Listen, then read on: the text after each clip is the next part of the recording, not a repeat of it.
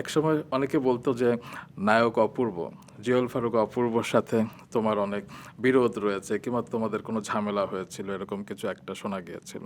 তো ২১ সালে অপূর্ব যখন খুব গুরুতর অসুস্থ হয়ে হসপিটালে ভর্তি হলো, অপূর্বর জন্য প্লাজমার জন্য, ব্লাড ডোনেটের জন্য খোঁজা হচ্ছিল আর কি, চারপাশে সবাই খুঁজছিল, পাচ্ছিল না, ম্যাচ হচ্ছিল না। তখন আমিও খুঁজছিলাম। তখন আমি হঠাৎ করে জানতে পারলাম যে তোমার রক্তের গ্রুপ এবং অপূর্বর রক্তের গ্রুপ একই। এবং তখন আমি তোমাকে নক করায় তুমি ১ সেকেন্ডও সময় নাওনি। তুমি বলেছিলে হ্যাঁ কোথায় আসতে হবে, কখন আসতে হবে।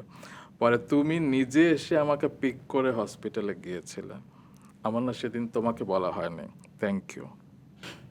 Most welcome. আমি এমনই মানুষের আহ, সুখের সময় থাকতে পারি বা না পারি, দুঃখের সময় বা বিপদে যেন আমি থাকতে পারি, আমি সেখানে দৌড়ে যাব, এটাই আমি সাথে করে নিয়ে যাব।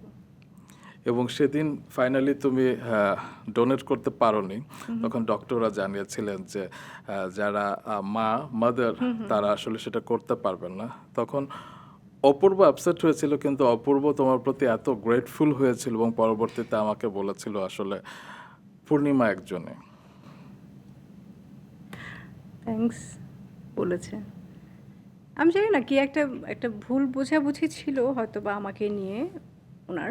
আমি বিষয়টা একদম মানে শিওর না, কিন্তু আমার তখন মানে আমি তখন মাত্র ডেঙ্গু থেকে উঠেছি, তখনই ওই ব্লাডটাই মানে প্লাজমাটাই দরকার ছিল। তো তুমি আমাকে এইভাবে বুঝিয়েছিলে, কেন ফোন করেছো কি হুম হুম আমি শুনলাম। রাইট। আচ্ছা, তার মধ্যে আমি যখন শুনেছি যে আচ্ছা অপূর্ব আমাকে পছন্দ করছে না, দেখতে পারে না বা কিছু আছে, এরকম শুনেছি, আমার কানেও এসেছে। হ্যাঁ।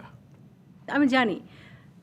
তো আমার কাছে মনে হয়েছে আচ্ছা, যে মানুষটা আমাকে পছন্দ করে না, দেখতে পারে না বা এরকম অনেকে কথা ছড়ানোর জন্য বলে, তার হেল্প করতে আমি কেন যাব?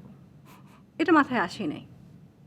যখন শুনেছি যে উনি খুব গুরুতর অসুস্থ আছেন এবং আমার এই সময়কার ব্লাডটাই বা প্লাজমাটা নিলে হয়তো বা উনি উপকৃত হবেন, আমি আমি প্রথম কথাতেই বলেছি কোথায় আসতে হবে বলো, আমি এসে আমার মেয়ে তখন আরও ছোট, তো ওকে ঘরে কাজের বুয়ার কাছে রেখে দেন আমি রওনা দিয়েছি।